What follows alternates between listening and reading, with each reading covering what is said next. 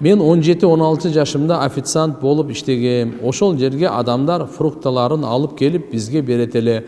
Биз жууп кайра коюп берет элек. Адамдар берген фрукталарынан жеп коет элек. Эми кантип алардын акысын беребиз? Биз аларды тааныбайбыз. Алдын ала рахмат. Машалла, биринчи ушу жүрөгүңүзгө ушу суроону салган бул имандын белгиси. Ушу бирөөнүн ушу акысын сурабай, алмасын жеп алдым деп. Ошо тынчтандыргызбай, иман келип аткан, иман келгендечи арамды кууп чыгат да. Мынакей сурооңузга алхамдулилля орунду. Азыр эми өзүңүз да түшүнүп атасыз. Эми ким деген той өткөргөн, ким деген жакшылык жаман өткөргөн, канча алмасын жедиңер, канча бананын жептиңер, мен каяктан билейин. Я. Эми кыйын да маселечи. Действительно, эми Алла Таалам иншалла кечиримдүү, будан ары чын жүрөктөн тооба кылып, ошолордун атынан да кичине садака берип коюңуз. Болжолду ойлоп көрүң, канча 1 килограмм алма болобу же 10 килограмм алма болобу, канча жеп салдыңыз. Ошончаны алыңыз дагы, эми ал адамдарды таппайсыз. Бейбечарага, ошо бейбечараларга садака кылып бериңиз. Жана ошо сообун ошол ээлерине Аллахым буйурсун деп коюңуз. Кудай кааласа үмүт иншалла кечирүүчү Алла Таала. Бир досум кечке ичет, жакшы насаат айтып коесузбу, сизди угуп жатат. Ичпей кандай? Ден соолугуң куруйт, диниң талкананат, акылың кетет, жаныңдагылардан ажырайсың, кабырың караят. Аллаху акбар. Кадыр түндө дагы кечирилбей калышың мүмкүн. Мудмин хамыр дейт, кууп ичкендер кечирилбейт. Ошон үчүн иншалла бул арак эч качан жакшылык алып келген эмес. Эч качан жакшылык алып келбейт. Адамдын эң баалуулугу чуна дүйнөдө жашап аткан акыл да. Акыл менен Аллахты тааныйбыз, Куранды окуйбуз, пайгамбарыбызды тааныйбыз, жакшы жаманды ажыратабыз. Акыл менен, акыл болбосо эмне? Ошол акылга ура турган нерсе арак да. Ошо акылды талкалай турган нерсе арак. Эми сиздин эң баалуу нерсеңизден баштап ошону талкалап атса, ана сиз ошого макул деп коесузбу? Жок. Өзүңүзгө райым кылыңыз. Өзүңүзгө райым кылыңыз. Бардык жамандыктын ачкычын ыргытыңыз. Анан көрөк бардык жакшылыктын ачкычын колго алыңыз. Ал кайсы? Намаз. Мен ресторанда сүрөткө тартып иштейм. Келген кишилерди сүрөткө тартып, А4 барака сүрөтүн чыгарып, 200 сомго өздөрүнө сүрөтүн сатам. Ушул иш адал эле болобу? Адал эле болобу? Же эле сүрөт маселеси кандай болот? Алла Таала разы болсун. Туган башка кесип тандаңыз. Таштап коюң буну. Жакшы эмес бул. Сүрөт. Анан көрөк официант болуп иштейин. Ошол жерде машалла тамак ашын алып келиң. Кароолчулук кылың. Жана башка издер табың. Мына жакшы эмес. Мен турнир болуп иштейм деп. Тур лидер. Мен тур лидер болуп иштейм. 2-3 күндүк Өзбекстанга турларга алып барам. Жумуш учурунда намаздарымды өз убагында окууга мүмкүнчүлүк болбой калат. Кээде каза деле болуп калат. Сапарда жүргөндүн намазы кандай болот? Эгерде каза болуп калса, кандай ниет менен окуйбуз? Чоң рахмат. Аракет кылыңыз өз убагында окуганга. Ажатканага түшөсүңөр, чайга түшөсүңөр, эс алганга түшөсүңөр, пут жайганга түшөсүңөр. Учурунда сразу эле окуңуз. Сапарда Алла Таалам жеңил кылып берип койгон. Түшөсүз 2 рекет, 2 минут. 2 минутка деле жетпейт. Пешимди касыр. Асырды касыр кылып окуйсуз. Сүннөттөрү машинанын ичине кирип отуруп окуп айдап кете берсин автобусуңуз, машина тур болсоңуз. Бирок Кудай сактасын, каза кылганга аракет кылыңыз. Эми эгерде каза болуп калса, үйгө келгенде толук эмес, 2 рекет казасын окуйсуз. Түшүндүңүзбү? Өзбекстанга кетип атасыз, пешим каза болуп калды, Кудай сактасын.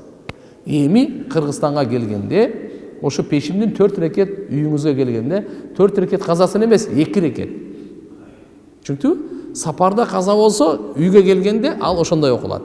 Эми эгерде сиз сапарга чыгып кеттиңиз, үйдөгү мурунку казалар бар эле, ал жакта 4 окуйсуз. Түшүндүңбү? Каерде кандай каза болсо, ошондой аткарылып берилиш керек.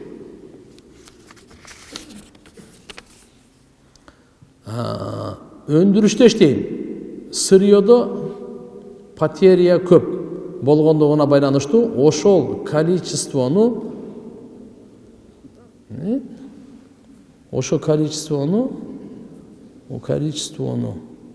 мазагадан дейби аз-аздан количествону аз-аздан азайтып калууга туура келет. Кандай кылсам болот? Түшүнбөдүм сөзүңүзгө. Өндүрүштө иштейт экенсиз. Сырьёдо потеря көп деп атасыз. Болгондугуна байланыштуу. Так. Ошол количествону мағазадан деген не ол? Мағазадан. Сураныч урматтуу туугандар, сиздер ар жактан ар кандай суроолорду бересиздер. Ушу бир тагыраак, чоңураак кылып жазып берсеңиз окуганга да мага иншалла бир кыйынчылык туулбай аракет кылабыз, иншалла. Рахмат. Устаз той боюнча суранайын деген вечерге чакырып калышат. Туугандар, достор, ал жакта музыка болот. Тууганчылык мамиле кандай болот? Барбай койсом, барсам кандай болот? Туган мындай. Тууганчылык мамилени үзбеш керек. Бирок азыркында шариятка лайыктуу эмес тополон-сополондор болсо, ал жакка барбай эле коюш керек. Аны үчүн кандай кыласыз? Ага чейин ошо вечер-сечерине чейин эле тууганчылыгыңызды бере турганыңызды берип, көңүлүн көтөрүп, патаңызды берип, рахматыңызды айтып, салымыңызды кошпой бериңиз. Же болсо кийин бүткөндөн кийин барып коюңуз. Эгерде ал жерде отуруп алып, анан кенеречке кулак менен жүрөккө музыканы толтурганын кажети жок. Алла Таалам кулакты ан үчүн берген эмес. Эгерде махрга мисалы катары алтын деп айтылып калса, алтын алып бериш керек болобу? Же кийин жубайы алтындын ордуна башка буюм сураса болобу? Алдын ала рахмат. Жо, эми келишимде эмне болсо ошону берген жакшы. Келишимде башында эмне деп келиштиңер, ошону берген жакшы. Бирок ошо жубайыңар акысы бар. Мен панчасын кечип бердим, тигинсин кечип бердим дегенгечи. Бирок сиз ошого чейин алып барып койбоңуз да. Түшүнөсүзбү? Намек кылып тияк-бияк ар нерсени айтып, коркутуп, алдап-салдап, анан этип кечиртирип албаңыз да. Жакшы эмес да. Никеде махырга бычылган нерсенин баасы инфляцияга көз карандыбы? Мисал, 2020-жылы күзүндө 20 000 сомдук алтын цепочка айтылган. Ал жылы ошол акчага жакшы цепочка келмек. Азыр келбейт экен. Ошондо махырдын көлөмү 50 000 алтын бойдон калабы же инфляцияга жараша кайра саналып чыгылабы? Мурда кандай болсо ошондой туугандар. Али муслимун аля шурутихим. Мусулмандар сөзү менен кандай болсо ошондой эле бересиз. Устаз, мен жакын досум мурда 40 күнгө чыгып келген. Азыр санафи туугандар менен жакын болуп кетиптир. Пайпакка масык тартып, ошолордун жамаатына кошулуп атат. Эмне кылам? Кайра дават калып чыгыңыз. 40 күн аз болуп калды. 4 ай калып чыгыш керек. Туугандар. Пайпакка масык тартуу боюнча талаш маселе. Путту жуу талашсыз маселе. Талаштуу маселени таштап, талашсыз маселеге өтүп алың таксыр. Жүрөгүңүз спокойно, гигиена, путуңуз таптаза. Өзүңүзгө да жакшы, жаныңызда намаз, аркаңызда намаз окутканга да жакшы. Кандай дедиңер? Соо аласыз иншалла. Жолдошум 6 жыл мурда уда 3 талак берген. Кийин талак түшкөн жок деп кайра жашап баштадык. Мен абысынымдан сурагам. Ага кайнагам жашаса болот деген экен. Үй бүлө мүчөлөрү баары намаз окуйбуз. Ошол бойдон жашап калдык. Ортодо 4 балабыз бар. Жарым жыл мурда муфтиятка барып тактасам талак түшкөн дешти. Мен жашаганга болбойт экен десем, кайнагамдар 6 жыл мурункуну козгобой балдар үчүн жаша деп жатышат. Ушул маселеден улам баарына жаман көрүнүүдөмүн. Мен башым бош деп кетип калууга укугум барбы? Күйөөм чет жакта ата энеси менен турам. Өзүң андай экенсин таква болуп алып талакты териштир деген сөздөр болду. Ошондо шарият только таквалар үчүн ганабы? Жок, шарият бардык адамдар үчүн, мусулмандар үчүн. Туугандар, мындай муфтиятка барып, Бұл үш талақ мәселесі өте назик мәселе. Ошон үчүн аялы да күйөөсү дагы телефонсуз, өздөрү ортомчусуз барып муфтиятта атайы бөлүм бар, фатва бөлүмү бар. Ошол жерге толук айтып бериле дагы алар сизге жакшынакай чечим чыгарат. Талак түштүбү, түшпөдүбү, эмне деп айтса ошого амал кылыңыз. Андай кылып шарият менен ойношпоңуз. Тигиндей деле боло берет, аңдамындай боло берет, мунун көңүлү бала үчүн, ата үчүн жашай, шариятты оюн кылбаңыз таксат. Болбосо муфтиятка келбей эле коюңдагы өзүңүзчө каалаганды кыла бериң. Сурооңузду өзүңүз менен. Бирок кара туугандар, бул тамаша эмес да. Ошон үчүн мына эркектерге туугандар 3 талак дегенди унутуп койгула силер. Сураныч. Күн темасынан чызып салгыла. Медеги баягы запистерден өчүрүп салгыла. Телефон эчтинени унуткула. Ушунчалык таптакыр эле келишпей атсаң, кел анда. Устаздарга, дамыналарга, имамдарга келгиле. Сурагыла, кандай кылайын деп айланып бир сурап койсоң эчтеке болбойт. Сени бирөө аркаңан кууп алган жери жок.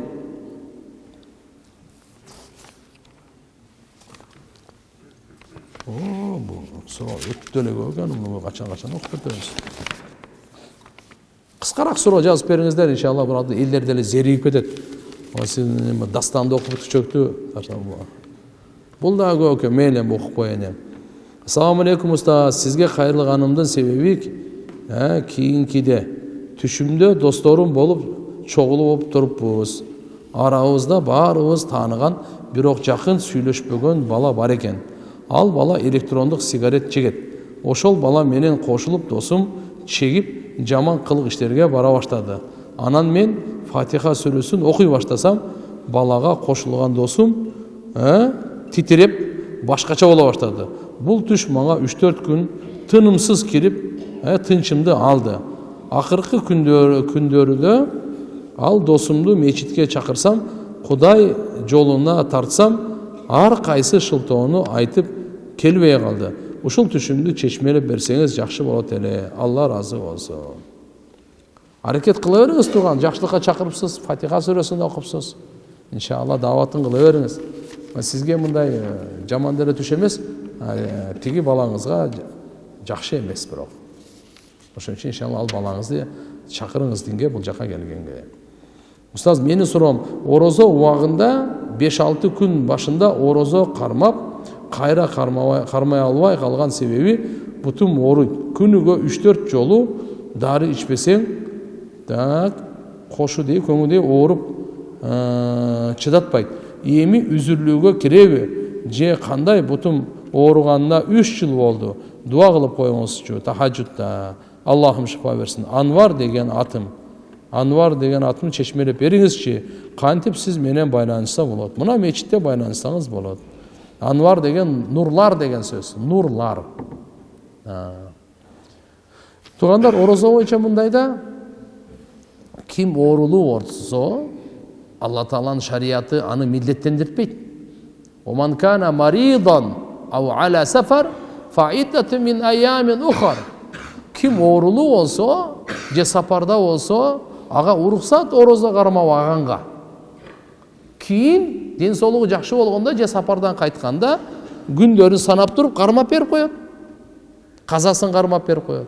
Азыр ооруп аткан болсо, ага милдеттендирбейт туугандар. Эгерде ден соолугу жакшы болсо, машалла кармасын дейт. Мисалы мындайда, азыр башында ооруп атты эле бир Рамазан айдын 1-5 күнү. Ден соолугу жакшы болуп калды. Сразу кармаш керек. Түшүндүңүзбү? Андан кийин Кудай калса канча күн калып кетти го, кийин казасын кармап берип коесуз. Кээ бирлер ушундай ойдо болуп калат да, мен башында Рамазан айда кармаган жокмун, эми аягына чейин кармабай эле коеюн. Ал туура эмес.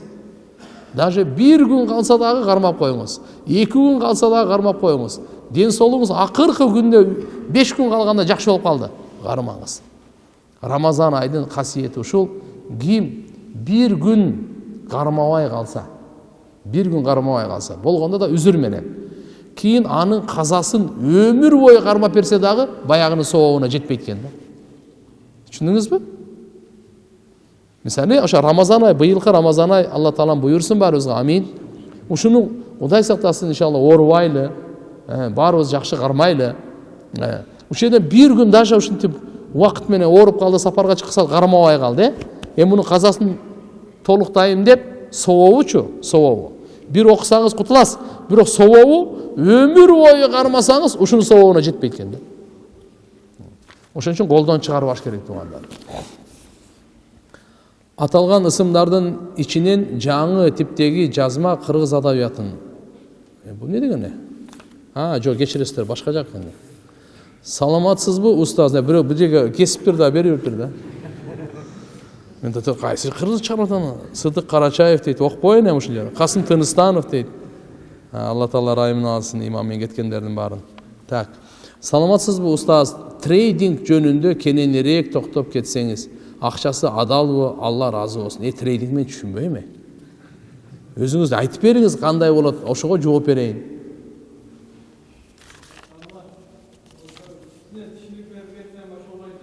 Трейдингдиби? Айтыңыз. Бисмилlah.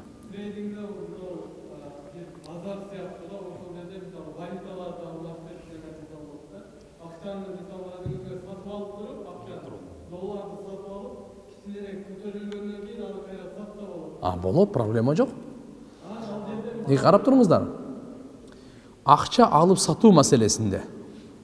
Мейли сиз болсо азыркы онлайн менен алып сатып атасыз, акчаны.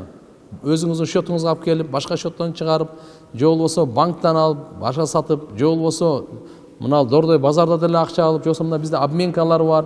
Ушуну бир нерсени билип коюңуз, долларды алып же эски долларды жаңы долларга болбойт. Эски, түшүнүңүздөрбү? Эски долларды жаңы долларга. Мисалы, 1000 доллар мен алып келдим. Эски. Ал мага 950 жаңы доллар берди. Бул болбой калат. Түшүндүңүздөрбү?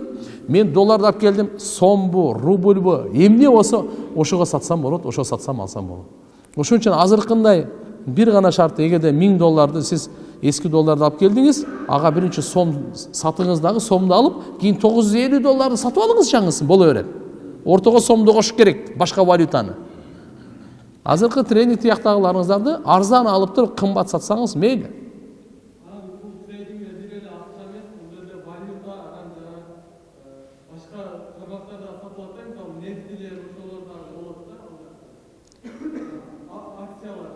Акциялар. Буну кысасы мындай, силер жазып жөнөткүлө, мондай деп. Мен ошого карап жооп берейин. Кичине башкачараак болуп кетти, башка адамдар башка түшүнүп албасын да. Хорошо?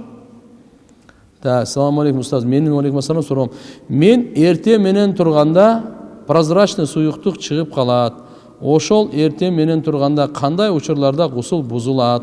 Айтып кетсеңиз, ато душка ар күнү түшүп атам, бирок түшүркөбөй, же башка эч нерсе болбой. Эрте менен турганда уйкудан суюктук чыгып кала берет. Рахмат. Карап туруңуз. Эгерде түшүңүздө эч нерсе көргөн жоксуз, эркектик уруктук эмес, жөн эле актык эле суюктук болсочу, анда гусул важип болбойт. Түшүндүңүзбү? Кээде эсе түшүңүздө түшүркөдүңүз, бирок саарлап турсаңыз, ич кийимиңиз таза. Буга эч кандай гусул важип болбойт. Бирок түштө эле көргөн жоксуз, бирок саарлап турсаңыз, туш эмеңиз, ич кийимиңиз булганып калган. Ага анда гусул кылыш керек болот. Бирок ошо булганган эркектик урук же мази менен мани айырмасы бар да. Мани эркектик урук, ал коюраак. Мази жөн эле суюктук, ага андай эмес. Түшүндүңүзбү? Ошон үчүн иншалла мына жерден жөн эле эгерде азыркындай мази боло турган болсо, гусул кылыштыктын кажети жок. Дарат менен жетиштүү. Биз жакта жаназадан кийин кошуналарыныкынан эт бермей токтобой жатат. Эгерде жакын жерде жаназа болсо, эт бышырып берсек күнөөгө батпайбызбы? Биринчи суроо экен. Туугандар мындай. Маркумду узаткандан кийин макул ошол үйгө кошуналары туугандары мүмкүн болушунча ошол 3 күн кайгы күнү болот. Тамак ашын алып барып, жылуу сөзүн айтып, жылуу тамагын берип турсун.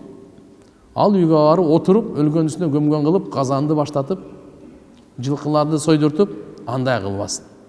3 күндөн кийин мурас маселеси бар, карыз аласа бересе маселеси бар. Кичине жүрөгүндөгү баягы жаракаттар сакайып, андан кийин ошол өлүк ээси өлү кээси карыз албастан, кредит албастан мейли бир аз кайрымдуулук кылам дей турган болсо шарият уруксат берет. Ошо кичине кан чыгарып коелу, бебечараларга курсагын тойгозуп пата алып коелу, дуа алып коелу, мейли уруксат. Бирок кредит алып, жетимдин малын жеп, карызга батып, исраптын эшигин ачып, буларга такыр уруксат жок туугандар. Анан кийин мисалы азыр карап турушул, эттикин эми карап туруңуз каяктан. Эгерде мурас бөлүнбөстөн туруп, ошонун мүлкүнөн бир жылкыны жыгачап, же болбосо уюмбу же башкасынбы мурас бөлүнбөстөн туруп, бул адал болбой калат туугандар. Мурас бөлүнгөндөн кийин бияктагы чоң улуу, ага, энеси, баласы өзүнүн тарабына кылса, бул эчтеке эмес ал. Кайрымдуулуктун соого тиет. Бирок баягы азыркындай жол эрежесин билип алайлы да. То есть жолдун жобосун билип алайлы. Азыркы учурда көп үйлөрдө ажаткана менен даарат алган жер бир жерде, бир комнатада. Ошондо дааратта кандай ниет кылабыз? Экөө тең бир жыл болуп калса, бошонгон жерден бир аз жылас. Түшүнүктүбү? Ниет жүрөктөн да. Сизде бисмилла маселеси бар. Бисмилланы айтып туруп даарат ала бересиз. Түшүнүктүбү? Бошонгон жерден жылып туруп, унитаздан жылып туруп деген. Так. Имамга уюганда сана окулабы? Имамга уюганда сана окулат туугандар. Имамга Аллаху акбар дедиңиз го, сана кол байлаган дуасын субханакаллахумма бихамдик окуйсуз. Ва табаракасмук ва таала жаддук ва ла илаха гойрук дейсиз, бүттү. Аузуну бисмилланы окубайсыз, Фатиханы окубайсыз, имамга кулак саласыз, угуп отурасыз, бүттү. Эми эгерде сиз имам окуп атканда келип калдыңыз, түшүндүңүзбү? Келсеңиз имам Фатиханы уже Алхамдулиллах Роббил Аламин баштаган. Сиз только Аллаху акбар сананы окубайсыз, колду байлап эле турасыз. Түшүнүп алдыңыздар, а?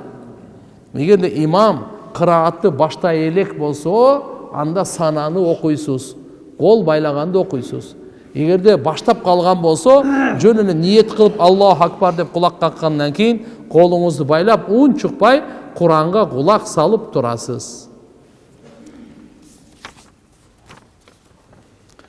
Мен кант диабети менен ооруп келем. Биринчи тип. Дарыгерлер орозого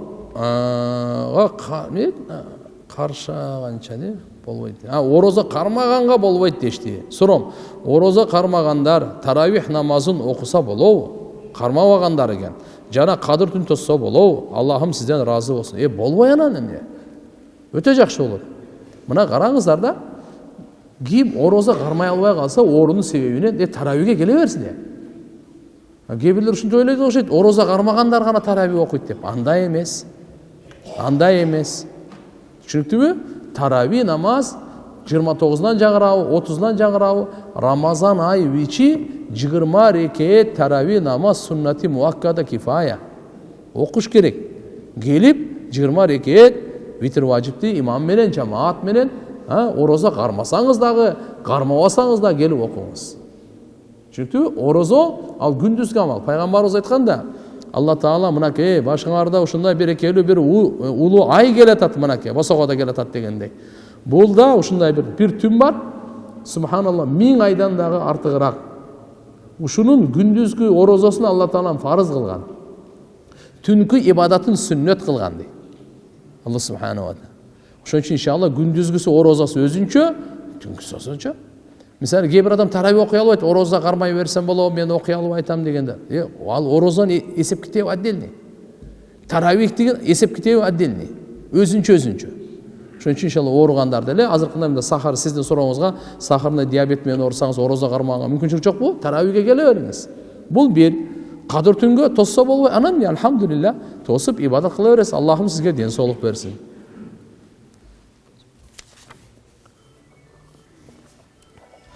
Устаз, апама, үй бүлө, ахиретиме, дүйнө иштериме дуа кылып коюңузчу. Аллахым барыңыздарга иман берсин, эки дүйнөңүздү абад кылсын, туган. Алла Таала иншалла ниетибизди кабыл кылсын. Урматтуу жамаат, бүгүн машалла бир кайрымдуулук бир иш-чарабы, кыска нуска. Бардыңыздардын назарыңыздардан Рамазан айынын алдында биздин сүйкүмдүү агабыз Камчыбек байке дүние салып мынакей мечитте дайыма намазга бекем эле дайым айтып жүрдүк, угуп жүрөсүздөр. Ошо кишиге бүгүн Кур'ан окуп неме кылдык эле, анан бул Турцияда Стамбул шаарында дүйнө менен кош айткан мечитте намазда жума күнү болгондо дагы анан кийин ал жакта бир ушундай бир кайрымдуулук бир машалла жардамдар болот экен. Азыр иншалла буякта балдар дагы бар. Анан кийин атай ушуну өзү Жеңиш деген мына айыл бар. Жети-Өгүз районунда, Жеңиш айылында. Былтыр мечит ачкан элек. Анан ошого иншалла имамына бир умрага жолдомо берип койсок деп, уулдары, жеңебиз ушулардын бардыгы чечиштир. Ушуну баарыңыздарды машалла мына бүгүн жуманын түнү, Шабан айынын алхамдулилла берекелүү күндөрдүн бири болгондо да мечитте сиздердин атыңыздардан баарыңыздарга бир иншалла бир жакшылык каалап берип койбойлу. Болобу? Сертификат Жеңиш айылынын имамы Кутунаев Эсенге, Укуев Камчыбек Байкеден, мынаке мархум, Алла Таала райымын алсын, ыйык умра сапарына белек, эң жакшы белек бул умра деп. Келиңиз, Алла Таалам берсин машалла. Алла Таалам кабыл кылсын. Аллаху акбар дегиле. Аз мен силерге бир куттуктаганды бир эки сөз үйрөтөйүн. Мубарак. Мубарак. Баракалла. Эң баракалла. Алла Таалам кабыл кылсын иншалла. Өзү мынаке имам Алла Таалам иншалла жакшы күндөрдү насип кылсын. Мынаке балдар алхамдулилла адилет турат берди. Чын кыз турат буякта иншалла. Кудайым иншалла сиздердин дагы кайрымдуулугуңуздарды кабыл кылсын. Дайыма иншалла жолуңуздар, жүзүңүздөр жарык болсун. Алла Таалам иншалла жакшылыктарын берсин. Машалла мынаке Камчыбек байкебиздин даражасын бийик кылсын. Отуруңуздар. Суроолордо бир аз бар экен. Убакыт бар да, бүтүрүп коелу. Эгер үйлөнө турган кызым эмчектешпи же эмчектеш эмеспи күмөн болсо үйлөнүүгө болобу? Болбойт. Өмүр бою кыйналасыз. Күмөндө боло бересиз да. Мен кокустан эмчектеш болуп калсам эмне болду депчи. Анда бир тууганымды алып алдымбы деп каласың да. Ошон үчүн мындайга барбаш керек. Анан көрөк андыкта точно 100% болсун да, 99 эмес, 100%. Бул менин эмчектеш карындашым эмес. Болду, үйлөнсөңүз болот. Эгер андай болбосо болбойт. Устаз, Рамазан айында кыз алып качып үйлөнүүгө болобу? Ушул тууралуу кененирээк айтып бериңиз. Рамазан айын тандадыңызбы? Өзү кыз алып качып болобу деп суроо койсоңуз болмок да. Жок туугандар, болбойт бул. Мурунку динсиздик, жахилияттын адатын таштаңыз. Кыз алхамдулилла ата энеси бар. Азыр алхамдулилла жакшы немеге келдик. Урдап качпай. Бирок Рамазан айда үйлөнсө болот. Рамазан айда бирок күндүзү баш кошконго болбойт. Чүнүктүүбү? Кошулганга болбойт. Төшөк маселеси. Ичкенден, жегенден жана төшөк маселесинен ушуну сактангандан ата орозо деп айтат да туугандар. Бизге илимди жеңил кылууга жана диндин кызматын кылууга сизден жана жамааттан дуа кылып суранабыз. Алла Таалам кабыл кылсын машалла. Диндин кызматы өтө чоң сыймык. Пайгамбарлар кылган, улуу заттар кылган. Ассаламу алейкум устаз. Мектеп, университет, колледж жума намазга барганга уруксат берген эмес. Ошол маселени чоңдор менен сүйлөшүп чечип бериңизчи. Алла разы болсун. Кудай кааласа иншалла дуа кылып турайлы. Аларга да иншалла үнүбүз жетип калса сураныч иретинде айтабыз. Бүгүнкү күндө мисалы уруксат бербесе жаңжалдашып, качып андай болбойт. Биз адепти, тартиптүүлүктү дайыма көрсөтүшүбүз керек. Иншалла. Эгерде жума окуй албай калдыңыз, уруксат жокпу? Сабак болуп калды, сабакка катышыңыз. Уруксат берген жок. Устаз менен жаман көрүнүшүп, качып урушпаңыз. Анан бир пешим окуп коесуз. Анын ордуна эмне окуп коесуз? Пешим намазы окуп коесуз. Алла Таала өмүрүңүзгө береке берсин. Амин. Устаз суроо, АКШда иштеп жүргөн балдар айтууда. Ал жакта намазды, мисалы, пешимдин убактысында акырында пешимди окуп, аркасынан аср намазын окушат экен. Шамдын убактысында куптанды окуйт экен, чогуу. Ошол жакта бирөө жарым ушундай намаз окуса болот деп фатва берсе керек дейт. Ушул боюнча айта кетиңизчи. Алла Таала разы болсун. Туугандар мындай. Эки жакта тең мен Алладан бул аманаты катары айтып коюшум керек. Сапарда эки намазды бир кылып окуу, пешим менен асырды бир кылып, шам менен куптанды бир кылып окуу башка мазхабтарда, Шафии мазхабтарда, менин Хамбали, мына Салафи буларда бар. Бизде Ханафи мазхабта болбойт туган. Эки жактын тең далилдери бар. Ханафи мазхабты жакшы угуп алыңыз. Кур'ан-ы Каримдин өзүнөн биринчи далил Инна сола канат ала муъминина китаба мавкута. Албетте, шек күмөнсүз намаз момундарга өз убагында фарыз кылынган 5 намаздын 5 убагызы бар, убагдасы бар. Бул өзү. Пайгамбарыбыз саллаллаху алейхи ва саллям чогуу окуган ал Арафатта. Пешим менен асырды. Шам менен куптанды Муздалифада. Эми сапарда да окуган деген риваяттар келет. Буну дагы минбабил амана айтып коюшубуз керек. Алардын да далили бар. Бирок биз айтабыз, ал хакыйкый жам, хакыйкый экөөнү чогултуп окуган эмес, сүрөттө жамы сури деп коет. Ал пешимдин акыркы убактысы бар го, ошол жерде пешимди окуп, асырдын башталышында бир аз убакыт өткөрүп туруп, асырды окуп, анан сапарга тарта бер. Кайра токтобой. Түшүнүктүбү? Шамдын акыркы убактысында шамды окуп, куптандын башында куптанды окуп, мындайча айтканда өз убагында эле окулду, бирок сизге көзүңүзгө көрүнгөндө сүрөттө экөөнү бир кылып окугандай болуп калды. Буну альхамдулилля кимге далилдер керек болсо келсин, иншалла далилдерин баарын айтып коебуз. Бирок жөнөкөй коомчулукка анын кажети жок. Түшүндүңүздөрбү бардыгын? Пайгамбар саллаллаху алейхи. Вакыт барбы? 5 мүнөт бар, альхамдулилля.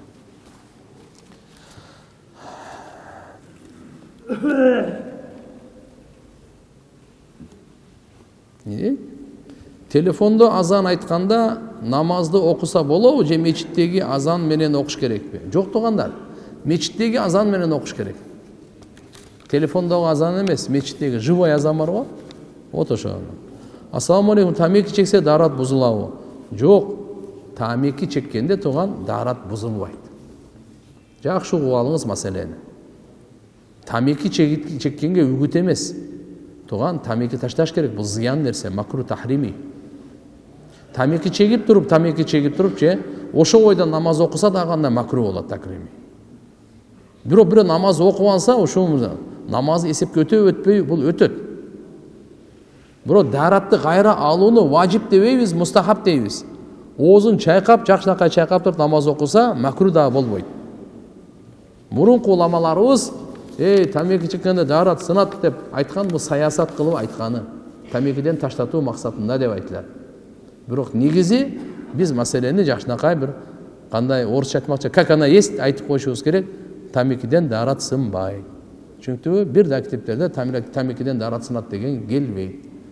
Бул деген ише тамеки чеге берсин дегенге үгүт эмес, уруксат дагы эмес. Наоборот, тамеки чекпегиле, таштагыла.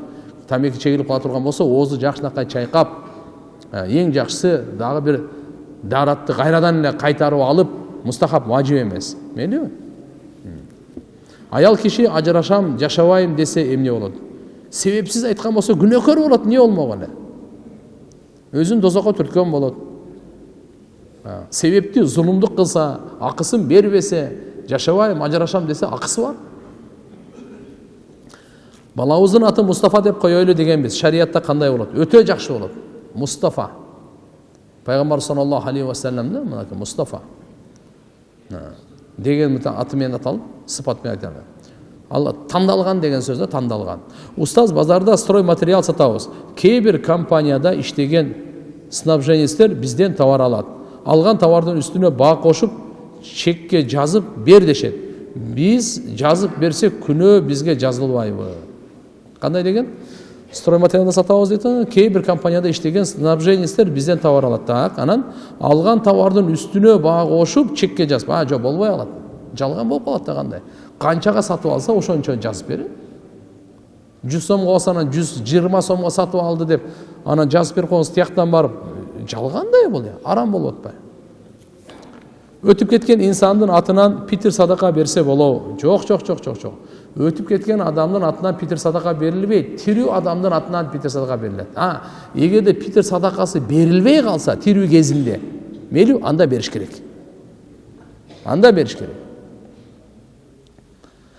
Максат ажы Кур'андын кыргызчасын окуп жаткан ушунда да сежде аяттарына сеждеге жыгылабызбы, түшүндүрүп берип коесузбу? Алла таалам сен разы болсун. Эгерде арабча окуп аткан болсоңуз, Кур'ани Каримде 14 сүрө бар да, ошонун 14 жерде саждай тилават бар. Арабча окусаң, ошондо важип болот. Башка кыргызча, орусча, башка тилде окусаңыз, сажда тилават важип болбойт. Түшүнүктүбү? Ана ошо саждага дагы дарат керек, кыбланы карап, Аллаху акбар деп сажда кыласыз, Субхана роббиял а'ла 3 жолу айтасыз, Аллаху акбар деп турасыз, ушу менен бүттү. Так. Не покинул тебя твой Господь и не возненавидел деп бардык пенделерине айтканбы, же какой-то случай болгондой элеби? Жок. Буну пайгамбарыбыз саллаллаху алейхи ва салламга Алла таала өзгөчө айткан. Пайгамбарыбызга вахий келбей калганда, ошол жакта Мекке мушриктери айтканда, вот твой Господь тебе покинул деп. Мындайча айтканда, сени Кудайың сени таштап койду го депчи. Ваддуха вал-лейли ида сажа ма ваддака раббука ва ма кала. Деген маани ушу. Роббуң сени таштаган жок. Алла субхана ва таала кандай бир данышмандык менен вахийни кечиктирсе, ушундай кылып айыпташканда пайгамбарыбыз. Бул пайгамбарыбызга эле. Ассаламу алейкум, ооруп болбой калган малды адалдап көмүп койсо болобу? Ооруп калган малды ады бисмилла Аллаху акбар, бирок жебегиле, көмүп койсоңор болот. Терисин иштесе, эгерде териси дагы эгерде оорулуу боло турган болсо, жөн эле иштетпей эле ырытып койсоңор болот. Азыр даджал чыкканбы? Мисал телефон же жаман нерселер түрүндө. Жок. Бул даджалчиктер. Даджалчик деп коебуз булар. Даджал эмес, даджал өзү эми келет ал. Ал даджал тугандар кээ бирлер айтат, мына бүгүнкү бузукулуктардын бардыгы даджал деп, даджалдын акыйкатын четке кагышат. Андай болбойт. Ал туура эмес ишеним. Биздин ахли суннат вал жамааттын ишениминде угуп алыңыз. Даджал келет, Иса пайгамбар түшөт. Даджалды өлтүрөт. Буга бардык алхамдулилла Иса пайгамбардын келүүсү бул мутаватир бардыгы. Элбе? Даджал менен кагышып буну жок кылат бул. Даджал келет. Даджал өзү кудайлыкка чакырган ушундай бир жаман чоң фитна бул. Күнөө канча жаштан жазылат? Балагаттан толуп күнөө жазылат. Балагатка толгондон кийин уул балага да, кыз балага да. Убакыт болуп калдыбы? Мейли. Субханакаллахумма ва нашхаду ан ла илаха илля анта настагфирука ва натубу илейк. Аллахумма гфир лана вархамна ва афина варзукна. Жараткан Алла баарыбыздын күнөөлөрүбүздү кечиргин, өз райымыңа бөлөгүн. Жараткан Алла баарыбызга амандык берип, күнөөлөрдөн, жамандыктан сактагын, адал рызкы бергин. Бирахматика.